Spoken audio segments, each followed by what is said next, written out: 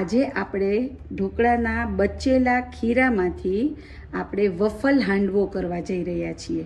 નમસ્તે ફ્રેન્ડ્સ, સ્વાતિસ કિચનમાં આપ સર્વેનું હાર્દિક સ્વાગત છે. તો વફલ હાંડવા માટે પહેલાં તો આપણે ઢોકળાનું ખીરું જોશે, પછી મનગમતી શાકભાજી. મેં અત્યારે મારા ફ્રીઝમાં જે કંઈ પડેલું હતું એ લીધેલું છે. કોબી, પાલક, ગાજર, કેપ્સિકમ, કોથમીર. તો હવે આટલા જે શાકભાજી છે એને આપણે પહેલાં થોડુંક તેલ મૂકીને સાતળી લઈશું. કારણ કે જો તમે એમાં એને સીધું નાખશો ને બધા શાકભાજીને, તો બની શકે છે કે કોબી, ગાજર કે કાંઈ પાણી છોડે તો જે ઢોકળાનું ખીરું છે એ પાતળું થઈ જાય. તો આપણે એને સેજ સાતળી નાખી તો એમાં રહેલું પાણી પણ શોષાઈ જાય. તો સૌ પ્રથમ તેલ ગરમ મૂકીએ. સેજ તેલ ગરમ થાય એટલે એમાં સેજ હિંગ નાખી દઈએ. હવે સૌ પ્રથમ આપણે એની અંદર નાખશું ગાજર, કારણ કે એ થોડાક વધારે પડતા જ કડક હોય છે એટલે જરાક સોફ્ટ થઈ જાય, એમાં થોડી ક્રન્ચીનેસ પણ આવી જાય. પછી એકદમ લો જ રાખશું આપણે ગેસની ફ્લેમ. કેપ્સિકમ નાખ્યા અને પાલક નાખી દીધી અને 1 થી 2 મિનિટ માટે ખાલી એને આપણે સાતળી લઈશું. હવે આ 2 મિનિટ માટે જ મેં શાકભાજી સાતળેલા છે એટલે શાકભાજી સતળાઈ ગયા છે. ગેસની ફ્લેમ આપણે બંધ કરી દઈશું અને આ જે સતળાયેલા શાકભાજી છે તે આપણું જે ઢોકળાનું ખીરું છે એની અંદર નાખી દઈશું. આમાં તમને મનપસંદ કોઈ પણ શાકભાજી તમે નાખી શકો.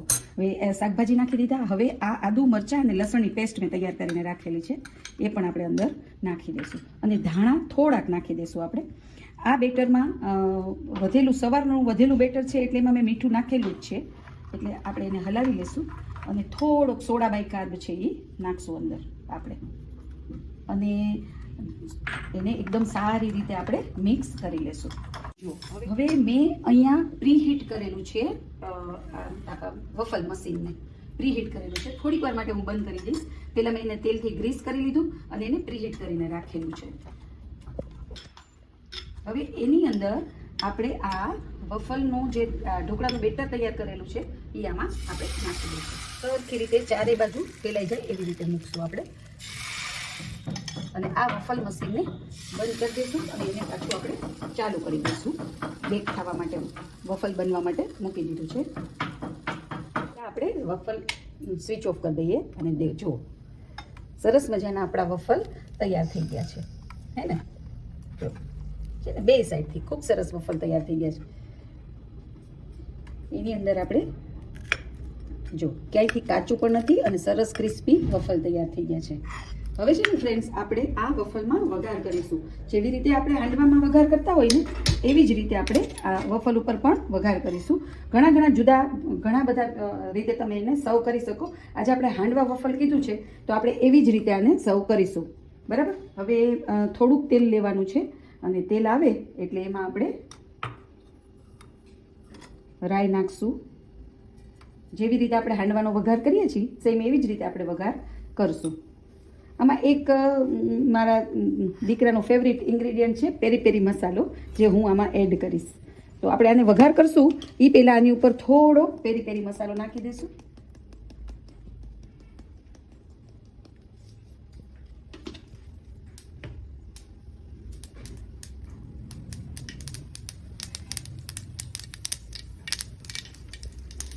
રાઈ સરસ મજાની તતળી ગઈ છે. હવે આપણે જીરું નાખશું, થોડાક તલ નાખશું, સેજ હિંગ નાખશું અને લીમડા પાન નાખશું.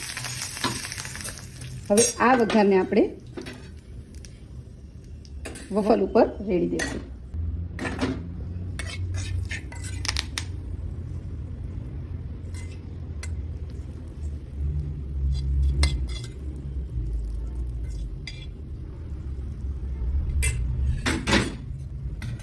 તો ફ્રેન્ડ્સ, આ વફલને આપણે ચટણી સાથે, સોસ સાથે, કોઈ પણ ડીપ, ચીઝ ડીપ સાથે બહુ સારી રીતે ખાઈ શકીએ છીએ.